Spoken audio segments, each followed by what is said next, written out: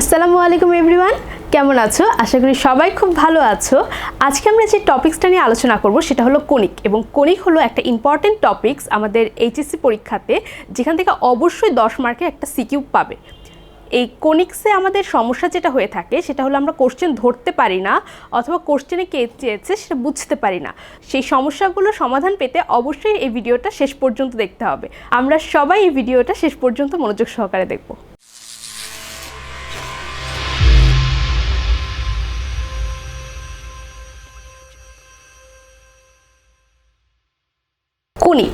Conic বলতে যেটা আমাদের সবার আগে মাথায় আসে সেটা হলো কোণ, আর কোণকে সেকশন করলেই আমরা হলো অনেকগুলো কনিক্সের প্রপার্টিস পেয়ে থাকি, যেরকম সেটা পরাবৃত্ত হতে পারে, অধিবৃত্ত হতে পারে, উপবৃত্ত হতে পারে। এখন সেইটা কি সেটা আমরা একটা চিত্রের সাহায্যে দেখতে পারি। চিত্রটা এরকম আছে যে কোণটাকে যদি আমি হলো রাউন্ড আকারে কাটি, তাহলে সেখান থেকে আমি পাচ্ছি কি বৃত্ত, এবং সেটাকে যদি একটু কার্ভ করে, মানে রাউন্ডের থেকে একটু কার্ভ করে কাটি, তখন সেটা আমার থাকছে কি, তখন সেটা থাকছে উপবৃত্ত বা ইলিপস।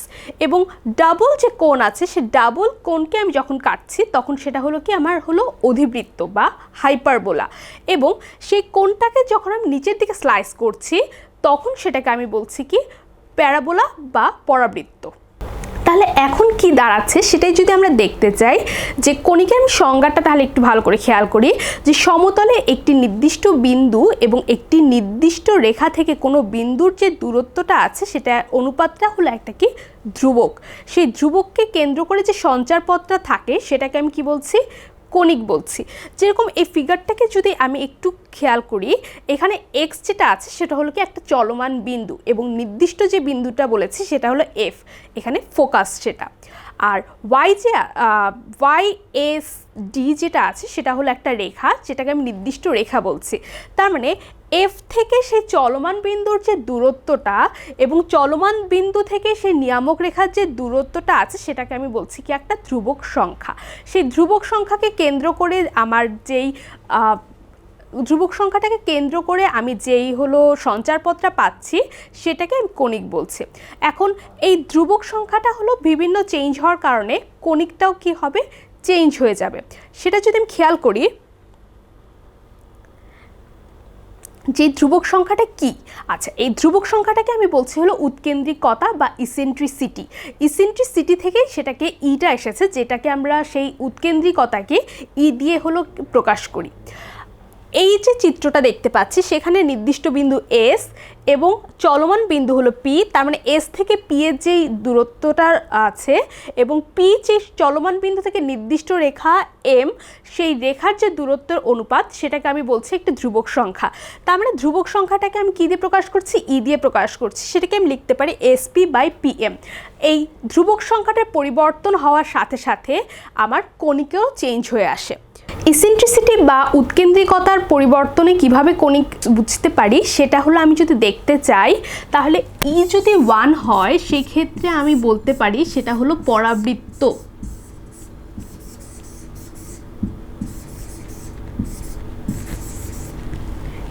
ই যদি 1-এর থেকে ছোট হয় সেই ক্ষেত্রে সেটাকে বলছি উপবৃত্ত।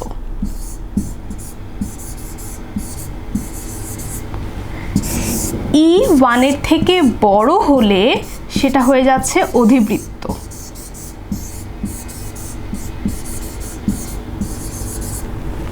আর ই ইকুয়াল টু যদি 0 হয় সেটা হলো বৃত্ত।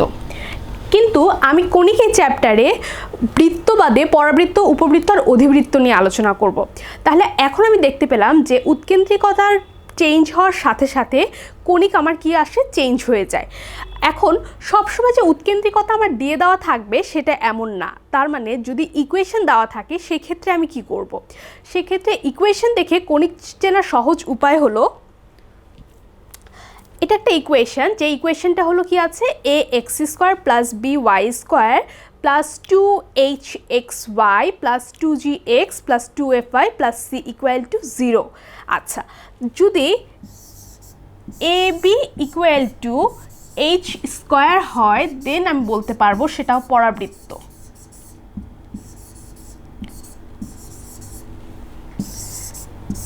AB greater than H square হলে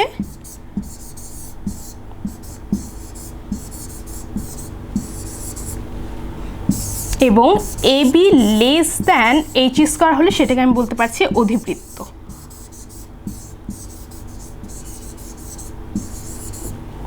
আচ্ছা, তাহলে আর আমি তো বৃত্ত চ্যাপ্টারে শিখে এসেছি যদি এইচ এর ভ্যালুটা 0 হয়, যদি এক্স ওয়াইটা অনুপস্থিত থাকে, তখন সেটাকে আমি বৃত্তের ইকুয়েশন বলতে পারি। তাহলে কণিক যদি একটা এরকম ইকুয়েশন দিয়ে দেওয়া থাকে, খুব সহজে আমরা সেই ক্ষেত্রে এটা কোন কণিকের মধ্যে পড়ছে সেটা আমরা বের করতে পারছি। এখন আসে হলো প্যারাবোলা বা পরাবৃত্ত। প্যারাবোলা বা পরাবৃত্ত আমি বললাম যে কণিকের একদম নিচের যে স্লাইসটা যদি আমি কাটি একটু কার্ভ করে, সেখান থেকে আমি কি পাচ্ছি, প্যারাবোলা পাচ্ছি বা পরাবৃত্ত পাচ্ছি।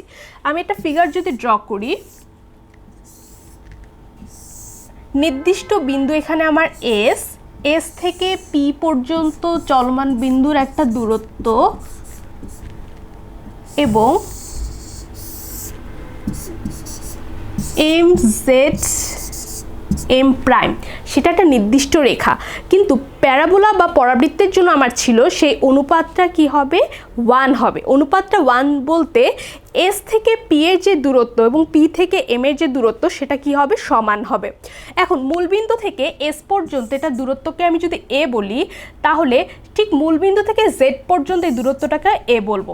এখানে এটা হলো শীর্ষবিন্দু, তার মানে আমি বলতে পারতেছি এস যে রেখাটা আছে সেই রেখার মধ্যবিন্দু হলো এ। এখন এস হলো এখানে উপকেন্দ্র, পি হলো চলমান বিন্দু এবং উপকেন্দ্র থেকে যদি কোনো একটা লম্ব টানা হয় সেটা আমি কি বলছি, উপকেন্দ্রিক লম্ব, সেটাকে আমি বলবো এল এল প্রাইম। এখন পরাবৃত্তের সমীকরণ কি আসবে বা সমীকরণটা আমি কিভাবে তৈরি করতে পারবো। পরাবৃত্তের জন্য আমার এরকম ছিল যে সেই উৎকেন্দ্রিকতাটা কি হবে, 1 হবে, তার মানে এসপি ইকুয়াল টু পিএম ছিল। তাহলে আমি লিখতে পারি এসপি ইকুয়াল টু পিএম। তাহলে এস বলতে আমি কি বুঝতে পারছি, মূলবিন্দু থেকে এস পর্যন্ত যে দূরত্ব, তার মানে এস বিন্দুর স্থানাঙ্ক যেটা, সেটাকে আমি বলতে পারতেছি a, 0, কারণ এই যে দূরত্বটা ছিল সেটা হলো কত ছিল, এ ছিল। আচ্ছা, পি চলমান বিন্দু এক্স, ওয়াই, এবং আমি এখান থেকে যদি একটা আমাদের সুবিধার্থে এন একটা লম্ব টেনে নেই, সেক্ষেত্রে দেখতে পাবো জেড এন যেটা আছে সেটা হলো পি এম এর কী হবে, সমান্তরাল। তার মানে জেড এনটা আমি কীভাবে বের করতে পারি, জেড এনটা মানে হলো এ থেকে এন পর্যন্ত, এ থেকে এন পর্যন্ত সেটা এক্স এবং এ থেকে জেড পর্যন্ত সেটা হলো এ। তাহলে আমি এখানে অবশ্যই দুইটা বিন্দুর মধ্যবর্তী দূরত্ব দিয়ে যদি আমি বের করতে চাই, এসপি এর ভ্যালুটা আমি বের করতে পারবো। দুইটা বিন্দুর মধ্যবর্তী দূরত্ব হলো √(x-x1) whole square plus y-y1 whole square. তাহলে এখানে আমি লিখতে পারছি যে x-a whole square plus y square equal to, যেহেতু বলেছি পিএম এবং জেড এন যেহেতু দুটা সমান্তরাল, সেই ক্ষেত্রে জেড এন এর জায়গায় আমি কী লিখতে পারবো, এক্স প্লাস এ। এখন যেহেতু রুট আছে, রুট থাকলে আমাকে কী করতে হবে, অবশ্যই স্কোয়ার করতে হবে। তার মানে আমি লিখতে পারছি x square minus 2ax plus a square plus y square equal to x square plus 2ax plus a square. আচ্ছা, তাহলে এখান থেকে আমি যেটা দেখতে পাই যে এখানে এক্স স্কোয়ার যে টার্মটা আছে সেটা বোথ সাইড থেকে কী হয়ে যায়, ক্যান্সেল হয়ে যায়, এবং এ স্কোয়ারটাও কী হয়ে যায়, ক্যান্সেল হয়ে যায়। তাহলে 2ax-কে যদি আমি হলো রাইট সাইডে শিফট করি, আমার যে ইকুয়েশনটা দাঁড়ায় সেটা দাঁড়ায় হলো Y square equal two 4ax। তাহলে এই যে পরাবৃত্ত আছে সেই পরাবৃত্ত সমীকরণটা আমার যেটা আসে সেটা হলো Y square equal two 4ax। এখন সে পরাবৃত্ত আমরা জানলাম, কিন্তু পরাবৃত্তের বিভিন্ন যে অংশগুলো আছে, যেরকম উপকেন্দ্রের স্থানাঙ্ক কী হবে বা উপকেন্দ্রিক লম্ব কী হবে, সেটা যদি আমি দেখতে চাই, এখানে আছে, সেটা আমরা মুখস্থ করব না, সেটা আমরা চিত্রের সাহায্যে বুঝবো।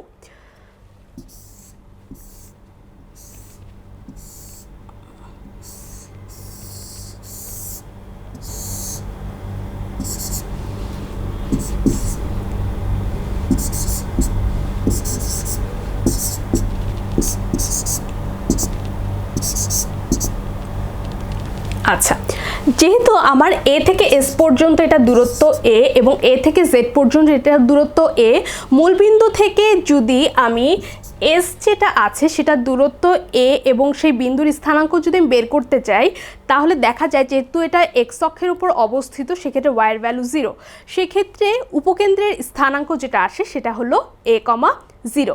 এখন আসি শীর্ষবিন্দু। শীর্ষবিন্দু যেটা সেটা একদম অরিজিন বা মূলবিন্দুতে আছে, সো সেটা কি হচ্ছে 0, 0। উপকেন্দ্রিক লম্ব যেটা সেটা হলো এল এল প্রাইম, সেটা উপকেন্দ্রিক লম্ব, সেটা এ কমা এটা হলো টুয়াইস এ এবং এল প্রাইম হবে এ কমা মাইনাস টুয়াইস এ। তাহলে এল এল প্রাইমের মধ্যবর্তী দূরত্ব যদি আমি বের করতে চাই সেটা হবে root over A minus A whole square plus 2a plus 2a whole square. আচ্ছা, সেক্ষেত্রে এখান থেকে যেটা পাই এল এল প্রাইম সমান সমান পাই 4a, কিন্তু এ যেহেতু একটা কনস্ট্যান্ট পজিটিভ হতে পারে, নেগেটিভ হতে পারে, কিন্তু দৈর্ঘ্য অলওয়েজ কি হয়, পজিটিভ হয়, যার কারণে এটা আমি মডুলাস আকারে দেবো। অক্ষরেখা, অক্ষরেখার সমীকরণ যদি আমি চিন্তা করতে চাই তাহলে সেটা আমার কি আছে, এক্স অক্ষের ওপর আছে এবং এক্স অক্ষের সমীকরণ আমি জানি y ইকুয়াল টু 0। দ্বিকাক্ষরেখা যেটা, দ্বিকাক্ষরেখার আগে আসি উপকেন্দ্রিক লম্বের দৈর্ঘ্যের সমীকরণ। উপকেন্দ্রিক লম্বের দৈর্ঘ্য বলতে আমি এল এল প্রাইমকে বুঝাচ্ছি। এখন সেটা হলো y অক্ষের সমান্তরাল।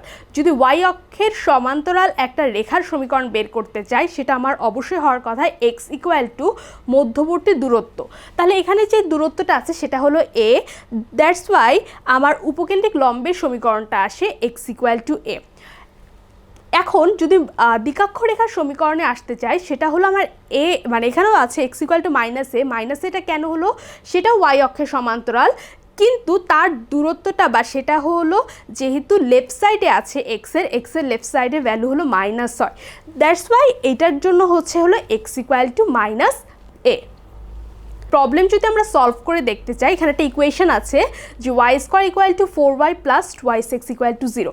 এটাকে আমাকে অবশ্যই মডিফাই করতে হবে, কারণ আমি জেনে এসেছি পরাবৃত্তের যে সমীকরণ আছে সেটা হলো y square equal two 4ax। তাহলে সেটাকে যদি আমি এখানে মডিফাই করে ওই ইকুয়েশনে আনতে চাই তাহলে দেখি কি করতে হয়। এখানে যেহেতু y square plus 4y plus 4 equal to লিখতে পারি মাইনাস 2x প্লাস 4, এখান থেকে লেখা যায় y plus 2 whole square equal to, আমাকে যেহেতু বলেছি এক্সের সহগ সবসময় 1 রাখতে, তার মানে হলো মাইনাস 2 কমন নিলে হচ্ছে x মাইনাস 2। তাহলে এটাকে যদি আমি এইভাবে লিখি y প্লাস 2 হোল স্কোয়ার, ইকুয়েশনটা আমার থাকার কথা y square equal two 4ax। তা আমার এখানে 4 নাই, যদি 4 আনতে চাই তাহলে ব্যালেন্স করার জন্য আমাকে লিখতে হবে মাইনাস হাফ x মাইনাস 2। তাহলে এখন যদি এটাকে আমি y square equal two 4ax এর সাথে কম্পেয়ার করি তাহলে দেখা যায় y equal to y plus 2 a equal to minus half আর x equal to x minus 2।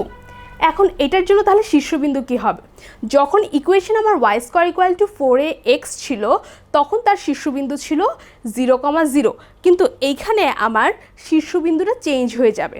তাহলে দেখি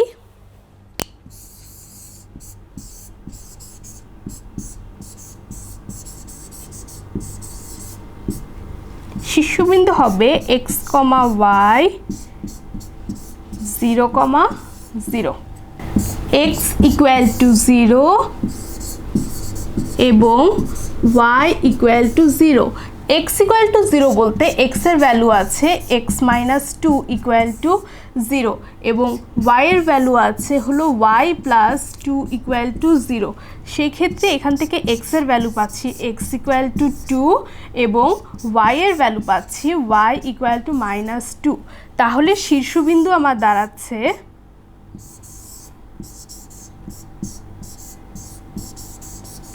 শীর্ষবিন্দু দাঁড়াবে হলো 2, -2। আচ্ছা, এখন যদি আমি হলো উপকেন্দ্র বের করতে চাই, উপকেন্দ্র আমার ছিল a, 0।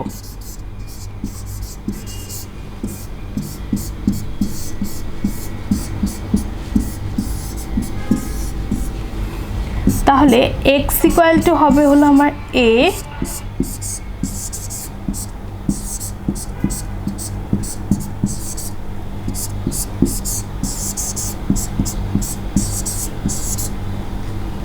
এবং y ইকুয়াল টু যখন 0, y ছিল হলো y প্লাস 2 ইকুয়াল টু 0, তার মানে y ইকুয়াল টু -2। তাহলে উপকেন্দ্র আসতেছে আমার হলো 3/2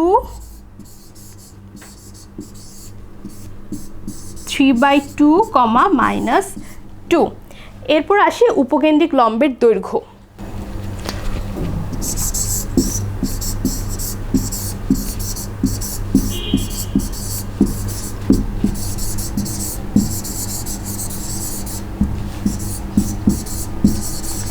সেটা ছিল হলো 4a, কিন্তু a এখানে বলেছি কত, -½ আকারে আছে, তাহলে আমার হয়ে যাচ্ছে হলো 2। আচ্ছা, এরপর হলো দ্বিকাক্ষরেখার সমীকরণ। দ্বিকাক্ষরেখার সমীকরণ ছিল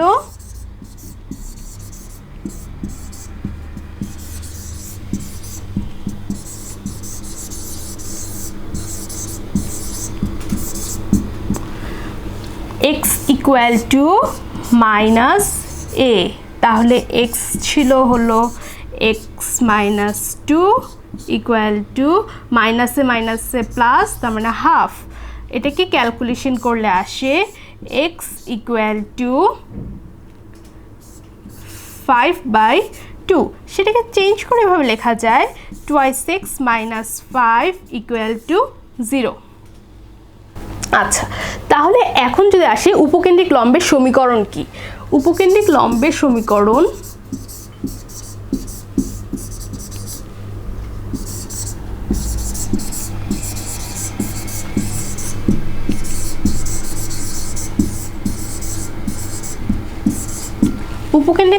সমীকরণ আসবে হলো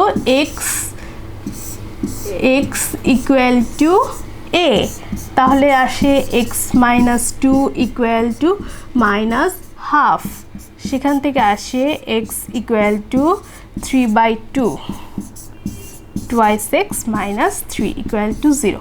তাহলে আমি এখন দেখলাম যে একটা পরাবৃত্তের ইকুয়েশন যদি দিয়ে দেওয়া থাকে, সেই পরাবৃত্তের ইকুয়েশন থেকে সেই পরাবৃত্তের উপকেন্দ্র, উপকেন্দ্রিক লম্ব, উপকেন্দ্রিক লম্বের সমীকরণ, দ্বিকাক্ষরেখা এসব বের করা যায়। এখন যদি আমি আরেকটা ব্যাপার দেখি যে এখন আমাকে পরাবৃত্তের সমীকরণ বের করতে হবে। কোশ্চেনটা যদি ভালো করে খেয়াল করি যে এই কোশ্চেনে আমার কি কি দেওয়া আছে, উপকেন্দ্র হলো 1,1 দিয়ে দেওয়া আছে এবং একটা নিয়ামক রেখার সমীকরণ আছে, সেটা হলো 3x + 4y ইকুয়াল টু 1। দেন বলেছে আমাকে পরাবৃত্তের সমীকরণ কি সেটা বের করতে। আমি যদি খেয়াল করি সেই ক্ষেত্রে যে একটা পরাবৃত্ত যেটার s হলো আমার দিয়ে দিয়েছে 1,1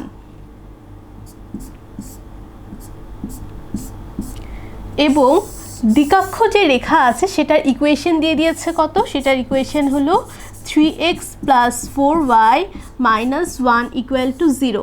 p যদি একটা চলমান বিন্দু x, y হয়, সেই ক্ষেত্রে আমি পরাবৃত্তের সংজ্ঞানুসারে কি বলতে পারি, SP equal to PM।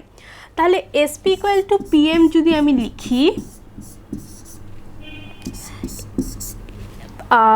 S থেকে P চলমান বিন্দুর মধ্যবর্তী দূরত্ব হবে √x - 1 whole square plus y - 1 whole square equal to P চলমান বিন্দু থেকে দ্বিকাক্ষরেখা বা নিয়ামক রেখার যে দূরত্বটা আছে, একটা বিন্দু থেকে আরেকটা রেখার যে লম্ব দূরত্ব, সেটা আমি কীভাবে বের করি, যে সেই বিন্দুটা সেই সরল রেখার x আর y এ বসাই, ডিভাইড বাই হয় x এর সহগের স্কোয়ার প্লাস y এর সহগের স্কোয়ার। তাহলে এখানে যদি সেটাই লিখি, ছিল 3x + 4y - 1 √3² প্লাস 4², এটা মডুলাস। আর আমি জানি মডুলাস আর রুট উঠানোর জন্য দুটার ক্ষেত্রে স্কোয়ার করতে হয়, সো আমাকে সমীকরণ বের করতে হলে সেটাকে আমাকে কি করতে হবে, স্কোয়ার করতে হবে। তাহলে পাচ্ছি x² - 2x + 1 plus y² - 2y + 1 equal to এইখান থেকে আমি পাচ্ছি 3x plus 4y minus 1 whole square equal to 25। আচ্ছা, এটাকে যদি সমাধান করতে চাই সেক্ষেত্রে আমি এখানে লিখতে পারবো 25x square plus 25y square minus 50x minus 50y plus 50 equal to a plus b plus c whole স্কোয়ারের ফর্মুলা হলো a square plus b square plus c square plus 2ab plus 2bc plus 2ca। তাহলে এখান থেকে পাচ্ছি হলো 9x square plus 16y square plus 1 plus 24xy minus 8y minus 6x। সেটাকে আমি যদি এখন সবগুলোকে এক সাইডে এনে ক্যালকুলেশন করি, যেটা দাঁড়ায় সেটা হলো 16x square plus 9y square minus 44x minus 42y plus 49 equal to 0। এটা যেটা আসছে সেটা হলো কি, সেটা আমার একটা পরাবৃত্তের সমীকরণ। এবং এই কোশ্চেনে আরেকটা যেটা পার্ট ছিল যে অক্ষরেখার সমীকরণ কি সেটা আমাকে বের করতে। যেহেতু দ্বিকাক্ষরেখা দিয়ে দিয়েছে, অক্ষরেখা দ্বিকাক্ষরেখার মধ্যবর্তী সম্পর্ক হলো একটা আরেকটা রেখার ওপর কি লম্ব। সেক্ষেত্রে লম্বরেখার সমীকরণ আমি কীভাবে বের করতে হয় সেটা শিখে এসেছি। দ্বিকাক্ষরেখার সমীকরণ আমার কত ছিল? দ্বিকাক্ষরেখার সমীকরণ ছিল হলো 3x plus 4y minus 1 equal to 0। তাহলে এইটার লম্বরেখার যে সমীকরণটা আসবে সেটাই হলো আমার কি হবে, অক্ষরেখার সমীকরণ। দ্বিকাক্ষরেখা ছিল 3x plus 4y minus 1 equal to 0। তাহলে অক্ষরেখার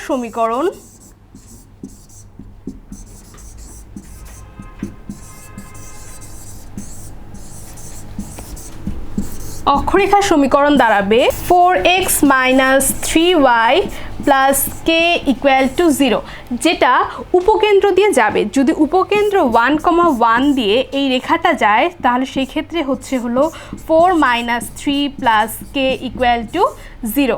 k এর ভ্যালু তাহলে কত পাচ্ছি? k এর ভ্যালু পাচ্ছি মাইনাস 1। তাহলে অক্ষরেখার সমীকরণ কি? অক্ষরেখার সমীকরণ আসবে 4x minus 3y minus 1 equal to 0। এটাই অ্যান্সার। ভিডিওটা কেমন লাগলো তা অবশ্যই আমাদের কমেন্ট সেকশনে জানাও এবং ফ্রেন্ডদেরকে মেনশন করো। আমাদের ফেসবুক পেজে লাইক এবং ইউটিউব চ্যানেল সাবস্ক্রাইব করে আমাদের সাথেই থাকো। আর পরীক্ষা দিতে ভুলো না কিন্তু। পরীক্ষার লিঙ্ক ভিডিওর ডেসক্রিপশন এবং কমেন্ট বক্সে দিয়ে দেওয়া থাকবে। সো পরবর্তীতে দেখা হচ্ছে নতুন কোনো ভিডিওতে নতুন কোনো টপিকস নিয়ে। ততদিন পর্যন্ত ভালো থাকো, সুস্থ থাকো। আজকের মতো আল্লাহ হাফেজ।